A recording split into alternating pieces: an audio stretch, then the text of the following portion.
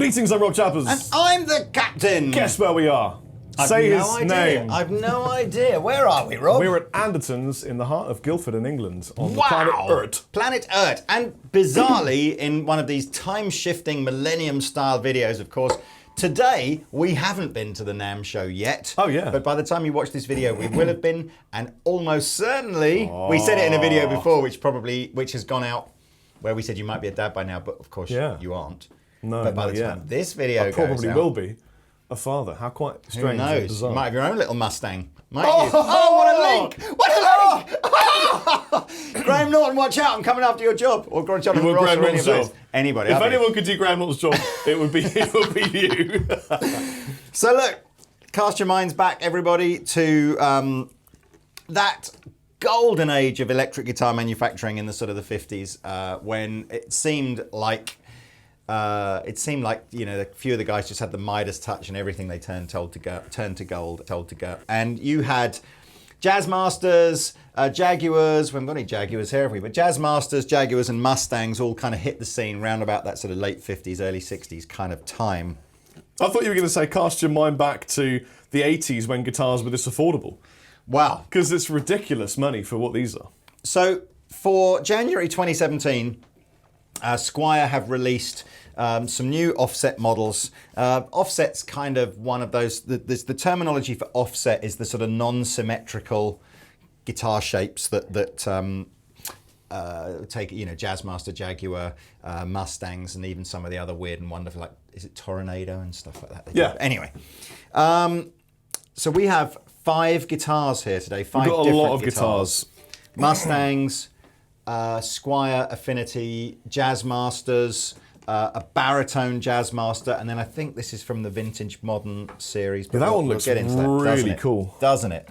But we've started with like crazy bargain basement stuff. So the 2 guitars that Rob and I are holding at the moment are the new Squier Bullet Mustang.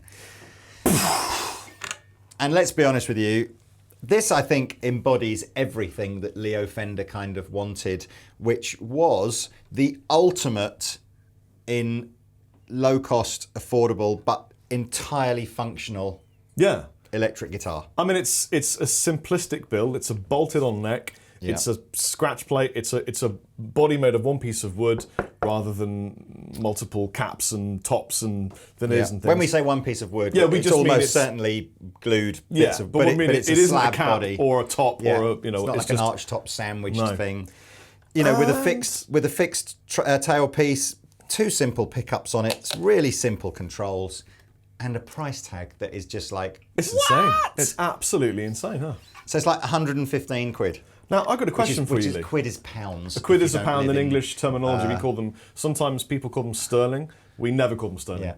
We call them... We call it quid. Well, we might say 115 pounds, but then, of course, you get confused because we might be talking about the weight. Or Bosch. We might say, what's your favourite word for pound, for money? Spondoolies. If it's 115 if it's a certain amount, it's a pony. Yeah. How much is a pony? I don't know. Is it what you got? How much is a monkey? Someone from London's going to go, pony, it's this. I think a pony's 50 quid and a monkey's 100 quid, I think. Could you imagine if a pony was that much? It was that cheap to buy a pony. I'd have so many ponies right now. I've got a question. When you go to America, does everybody sort of assume that you should be fluent in Cockney rhyming? In Cockney rhyming slang? They do, because, of course, I'm from South London. South London. I have a question. Yeah. Is that a rosewood fretboard? Yeah. Rosewood fretboard. Goodness knows what's going to happen in 2017. What with the new restrictions on trade of rosewood and Babinga. Well, I can make a prediction on what's going to happen. I don't think anyone's really going to be doing rosewood fingerboards much more. Possibly, so and they may just find another dark wood that's similar. But look, let's get back to the Mustang. The key features of the Mustang here. Different to any other guitar, actually possibly the Duosonic, but different to most guitars in the Fender range, it is a short scale length guitar. By that we mean that the distance from the bridge to the nut is shorter than it would be on a Strat or a Telecaster or a Jazzmaster. Yes. So it's 24 inches. What does that mean? It means that when you tune your guitar up to standard concert pitch tuning, the strings have less tension in them and they are therefore easier to bend. So, and it also means, I suppose, that the guitar itself is very slightly shorter. Also, what I love about this particular model and the the scale length is that because the scale length is so short, Yeah. if you put really hella thick strings on Yeah. it and then tune it to normal, it doesn't feel tight, but you get that thick string thing. So traditionally speaking, short scale length, you would be thinking of beginners, you know, sort of students that are wanting to learn, making the strings easier to bend. But as Rob said, it has its own kind of sound. It allows you to perhaps put heavier strings on it. And of course, the Mustangs have had a host of superstar, rock star fans over the years that play them at sort of professional level. Kurt Cobain, I guess, would be the, you know, He's the guy that everyone associates with the model, isn't he? But there are loads of those. Anyway, so yeah, it's Indonesian made. Obviously, in order to make these to sell for £115, they've got to be making like a gabillion of these at a time. So the guitar has to be simple and easy to make. Right now, there's only 2 color choices, which are the black and the blue. And there's just like, what's not to like? Shall I just quickly do the tones? It'll only take 3 seconds. So we have 2 humbuckers, their own brand, Squier humbuckers, and a tone and a volume control. So a clean sound off the neck pickup is this.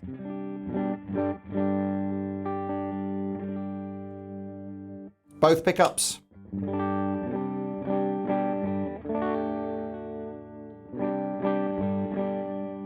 And the bridge pickup.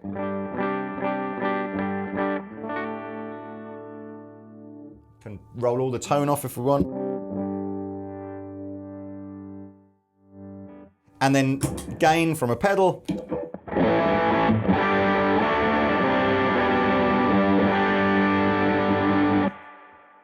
What is not to like? And I tell you what, comment in the section below anything that you can part with £115 with that will give you more joy.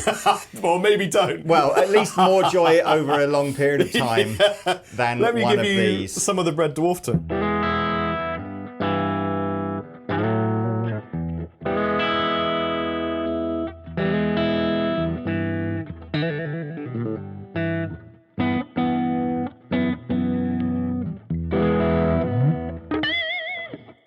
It's just great. C-shaped profile neck, so really kind of sort of, you know, traditional sort of stratty kind of feel to the guitar. Very, very lightweight. I don't know how much these actually weigh, but less than any kind of Strat or Telecaster that you'd pick up, way less than a Les Paul. Obviously, with a mega affordable guitar, there are going to be pros and cons. Yeah, I haven't found many cons yet. No, there aren't many cons. Apart from its lack of sort of, you know, things like trem systems and more pickups and stuff. Well, the only thing I could think of is that because it's so incredibly affordable, if you were going to put thick strings and tune up, you might find that the neck wasn't as stable as maybe a standard Fender, which is why you get this kind of interesting chorus effect.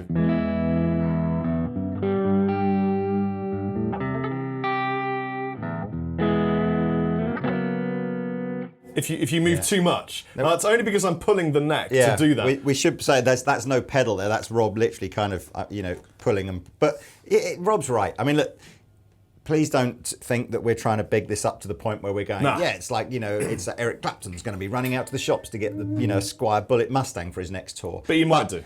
Honestly, man, guys that are just, you know, at the beginning of their journey or just fancy something a bit of fun. It's like, whoa, this is amazing. So, that's the Mustang, Squier Bullet Mustang. There will be links to all these products in the description below. What are you going to use? Okay, well, so now Rob and I are going to pick up 2 different guitars. 3, 4.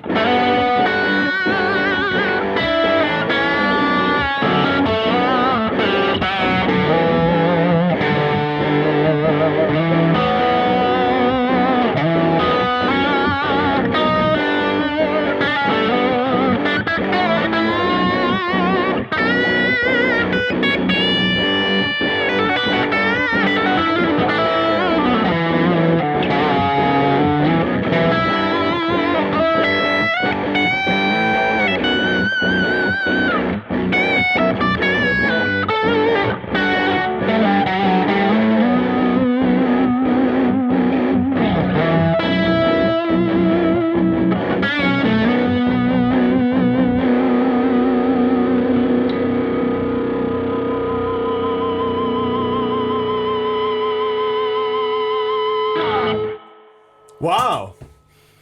Oh, it's such a fun day. So yeah, this is kind of like the big daddy version of the Mustang that we've been playing. So we're up to the sort of the full body size, proper Jazzmaster sort of body shape. the 25.5-inch scale length, so normal Fender scale length. Other than that, though, actually, it's also from their affinity range rather than the bullet range, which would suggest a slight improvement in sort of, hardware qualities and things like that. I've got to say, great sounding pickups and also a lot more stable with this. It's a bit of a bigger neck, not anything like huge or big. It's just a bigger neck than this was, obviously aimed at younger individuals, I would have thought. But the tuning stability is great. It plays great, and it sounds. That's a scale length sick. thing, though. That is 20. If you're going to tune to concert pitch, tuning, there's a reason why brands like Gibson and PRS and Fender use that slightly longer scale length. It's because the strings are kind of more stable, aren't they? At that? Yeah. But so tuning's probably a little bit more stable.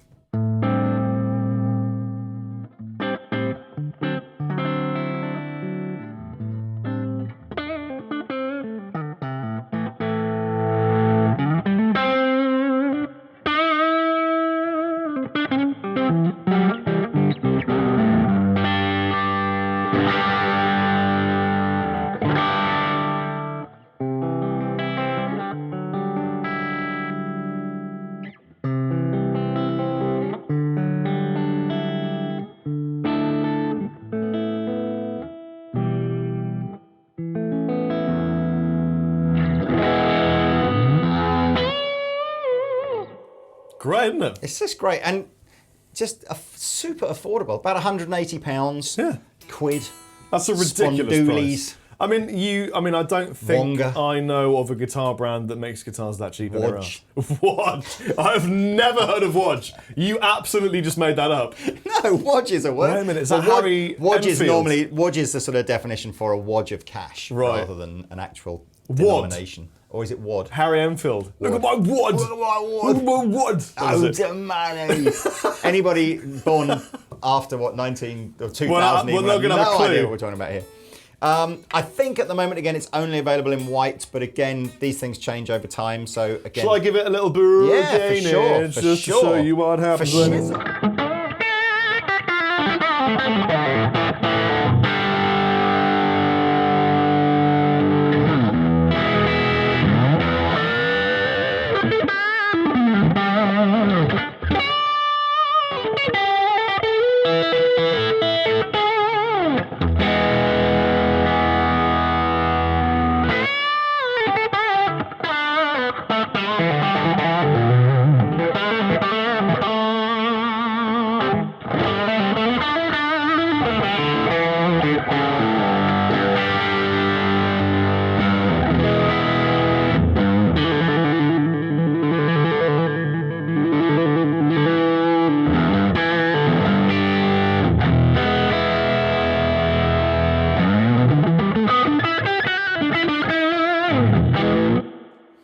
Great, isn't it? Mate, sounds great. Yeah. So yeah, again, fabulous guitar for that kind of dough. Not much else to tell you about that. It's again, alder body, maple neck, rosewood fingerboard.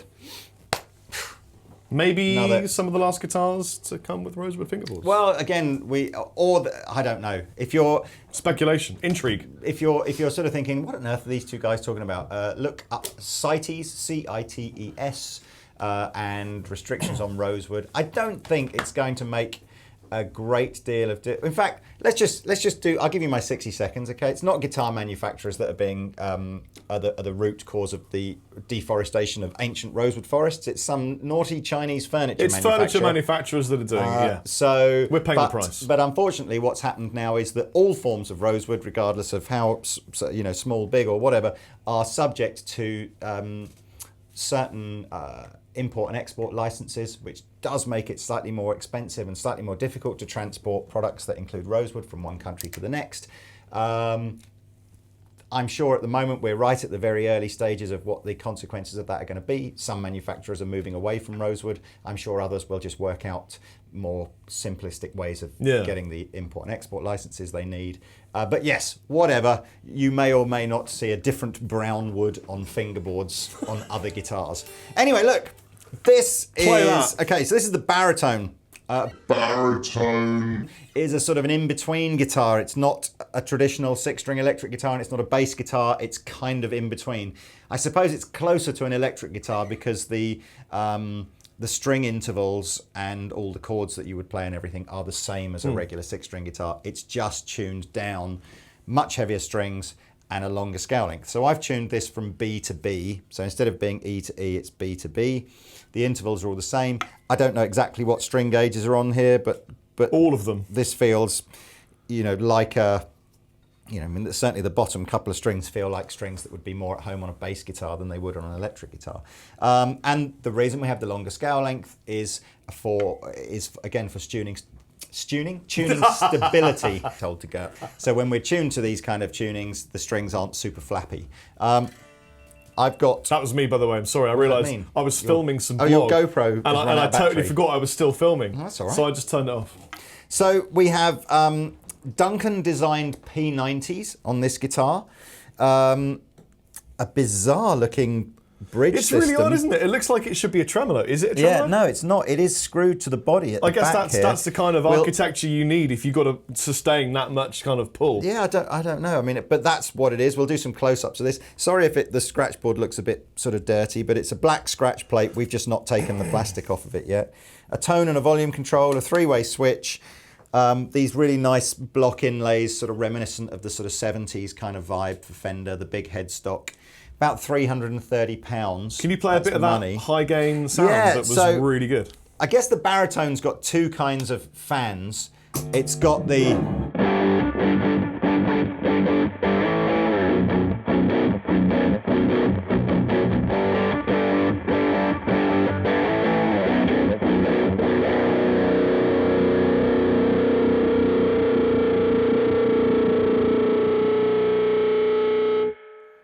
I love that feedback the really heavily drop tune, really fat. I mean, I'm not that kind of genty kind of player there, but I was just trying to do something, simple and dirty and down the bottom end to kind of give you that vibe.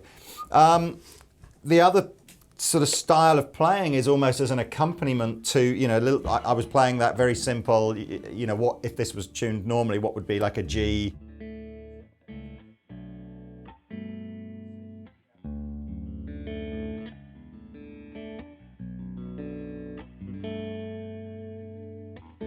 I have intrigue to know something. Do you mind if I try something really quickly with it? Just Not to see? In the least, I'm no. really interested to know if YouTube, if you're listening on your phones, by the way, as to whether or not you can hear what I'm about to do.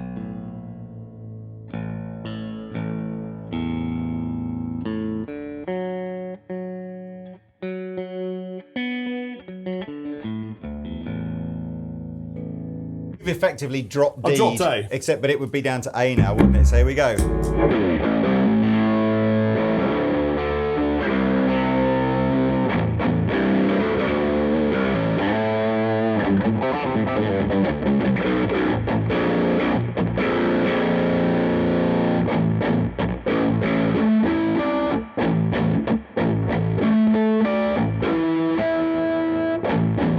Can you hear that note if you're on an iPhone? That's what I want to know.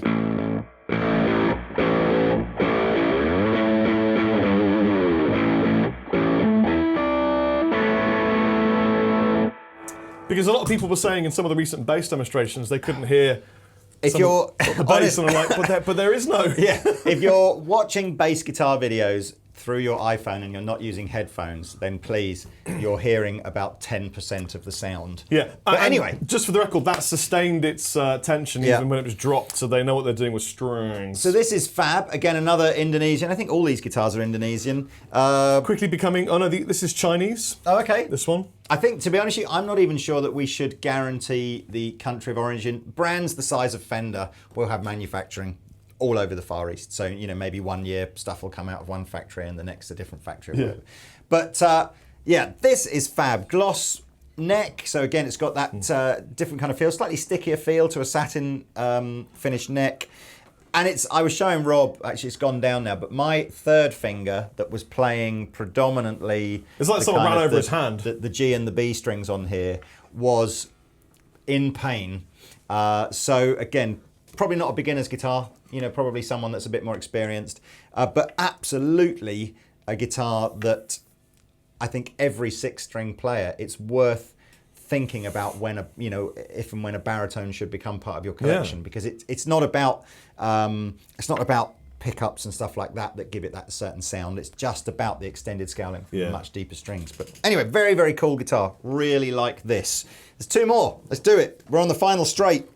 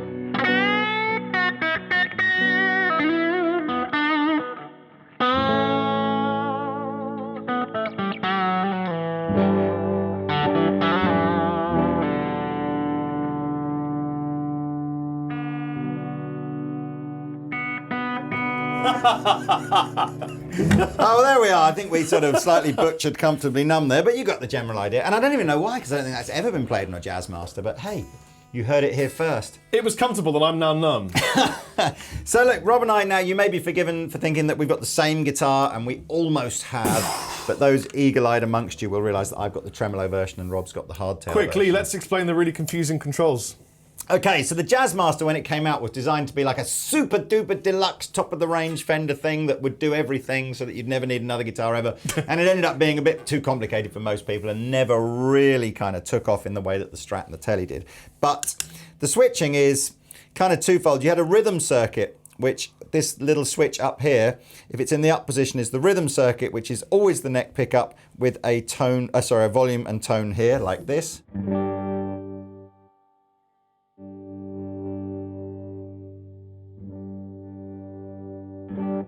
And none of the controls down here do anything at this stage. And it is a little bit darker as well than the lead circuit. So the lead circuit is this one, where now you do go over to your three-way switch. Well, now they've written what it does here for you so that you can work it out.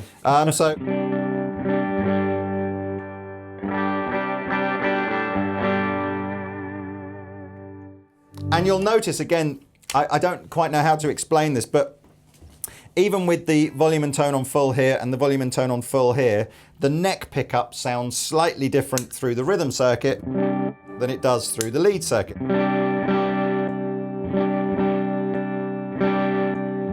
So a little bit darker. They've obviously got some sort of high frequency roll off thing in through the rhythm circuit, but that's how it works. So some might say versatile, some might say confusing, but you know what? It's good fun. But that's what it is, and all the other stuff with older bodies. Got this beautiful gold anodized scratch plate, which is actually it's like a metal scratch plate in the classic candy red finish, like a stained neck to make it look sort of vintagey and old. Maple neck, rosewood board, P90 pickups. I think they look great and they sound great, man. So Rob's got the sort of the more sort of Les Paul style Tune-o-matic bridge, which is not, it's not kind of authentic, but it means you can down tune. But arguably you can down tune with this too. Well, the trem system on the Jazzmaster has always been a bit of a mechanical anomaly. Yes, it's not. I don't think you'd design this again if you were like an A-level engineering student or whatever. You'd be like, I'm not sure. But so underneath this metal plate, the sort of the back or the bottom of this piece of metal where the strings go through is attached to this. So what happens? It's quite clunky, and there's nothing to hold the tremolo arm in other than just the force of pushing it in. There's no thread or anything. So again, has a tendency to come a bit loose. But I like, a lot of people like those idiosyncrasies, those little it's an funny authentic things. Idiosyncrasy, isn't it? Like one of those things. But lots of people prefer the version that Rob's got, where you've just got a straightforward, stable, solid. Yeah, well.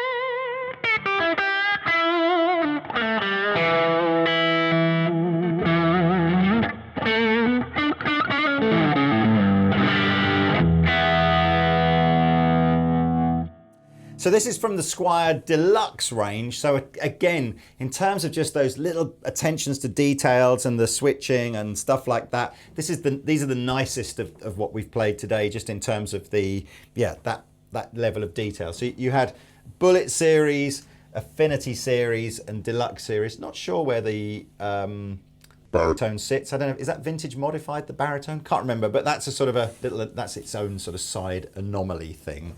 I mean, if you had a bit of spare change, you wanted to buy a guitar. I mean, this is a hell of a lot of guitar for the money. They were what, $330? Did we say these were £330? I mean, it's beautiful. Again, at the moment, only available in this candy red with the sort of gold coloured scratch plate. That's the best colour, Lee. Who knows what will come available later this year? But they're wonderful guitars. So look. Well done, it's 2017, we're off to a great start. If every other manufacturer can impress us as much as these have, it's going to be a good year. And you're off to the NAMM show. I'm off to NAMM. They would have already seen that probably. Yes, so there's, if you didn't catch all the footage at NAMM, there's me and Danish Pete and Mick and Dan from that pedal show. We'll catch up with Rabir at some point because he's out working on the Chapman stand. I think, well anyway, so you've probably already seen everything that we've shot, but if you haven't, go and watch that as well. I'm sure there's some fun stuff to find out. But for now, take it easy, guys. I'm so gutted Rob's not going to be there at the NAMM show. I know. I mean, I'm disappointed, but I'm also very excited that I'm not. I totally understand that. I mean, you're utterly got more important things to do here. I'm going to have to spend months of not sleeping. It's just, but you won't care. Being covered in feces. Yes, but beautiful feces and amazing puke and everything. It's just great. There's nothing quite like it. You'd never, your own children's sick and poo. It's a beautiful thing. See you guys. Later, guys. Bye. Bye.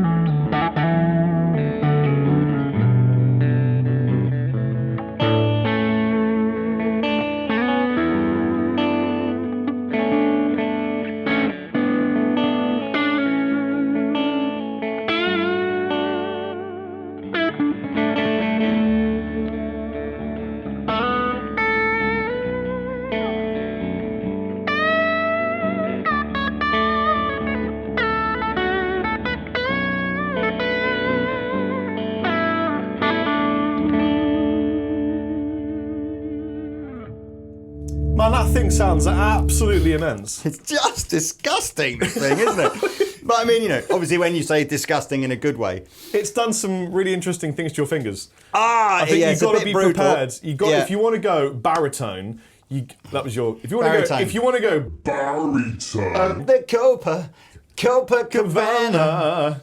The heart of the Havana. You got to be prepared to go through the finger pain. It's insane.